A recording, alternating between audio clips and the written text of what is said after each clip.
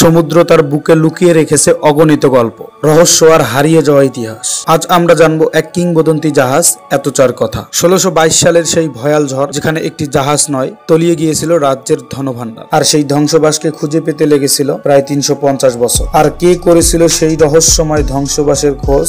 চলুন ফিরে যাই ইতিহাসের পাতায়। তো হ্যালো বন্ধুরা, আসসালামু আলাইকুম। আপনাদের স্বাগত মার্শালের নতুন আরেকটি রোমাঞ্চকর এপিসোডে। তো চলুন ভিডিও শুরু করা যাক। ১৬শ শতাব্দী। স্পেন তখন দক্ষিণ আমেরিকার বিস্তীর্ণ এলাকা নিয়ন্ত্রণ করেছে। Peru, Colombia, Bolivia, Mexico. এই উপনিবেশগুলো থেকে বছরে বছরে সোনা, রূপা, পান্না, মুক্তা তুলে নিয়ে যেত বিশাল ট্রেজার জাহাজ। এই জাহাজগুলোকে বলা হতো স্পেনিশ ট্রেজার ফিল্ড। তারই অংশ ছিল এতচা, একটি বিশাল গ্যালিয়ান জাহাজ, যা ১৬২২ সালের সেপ্টেম্বরের হাভানা থেকে রওনা দেয় স্পেনের উদ্দেশ্যে।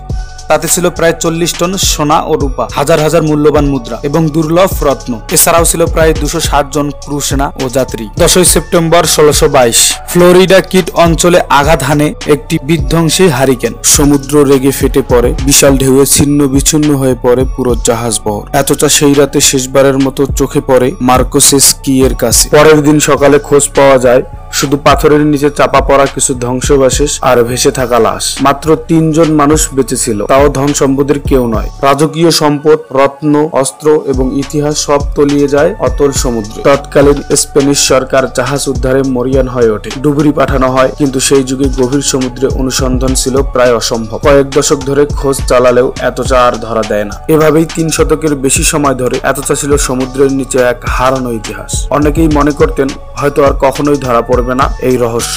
কিন্তু ২০ শতাব্দীতে আবির্ভাব ঘটে এক কিংবদন্তি রত্ন সন্ধানকারী, মালফেসার। তিনি ছিলেন এক সময়ের কেমিস্ট, পরবর্তীতে পুরোপুরি সময় দেন ডুবে যাওয়া ধন সম্পদ খুঁজতে। তিনি বিশ্বাস করতেন টুডে ইজ ডে। সেই স্লোগান নিয়েই শুরু হয় তার মিশন। প্রায় ১৬ বছর ধরে তিনি ও তার দল অনুসন্ধান চালান ফ্লোরিডা কিজের তলে। তার সঙ্গীরা ক্লান্ত, আর্থিকভাবে ক্ষতিগ্রস্ত, এমনকি তার পুত্রও এক সময় দুর্ঘটনায় মারা যায়। তবুও তিনি দমে যায়নি। অবশেষে ২০ জুলাই ১৯৮৫ এক ঐতিহাসিক দিন। সাগর তল থেকে উদ্ধার হয় এতচার মূল ধনভাণ্ডার। ৫৫৫টি সোনার বার, হাজার হাজার রূপমুদ্রা, পান্না, মুক্তা ও অন্যান্য রত্ন, যার মূল্য প্রায় $৪০০ মিলিয়ন।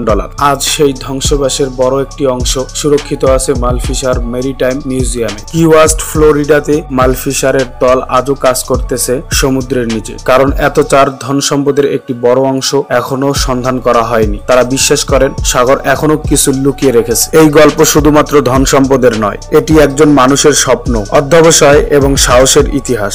মেলফিসার প্রমাণ করে গেছেন আপনি যদি স্বপ্নে বিশ্বাস করেন তবে তা সত্যি করাও সম্ভব।